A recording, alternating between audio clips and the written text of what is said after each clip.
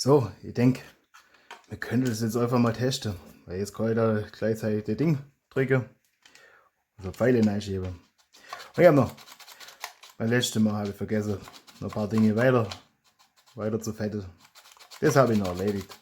Jetzt lasse ich es nochmal gemütlicher. Und da kann der Tupfen, oder? Das ist schon, das macht einen riesen Unterschied. Jetzt muss ich das. Und eine riesen Sauerei. Das ist halt. Ja. Ja, und dort muss man sterben. Ach da Gott. Da noch ein bisschen was noch.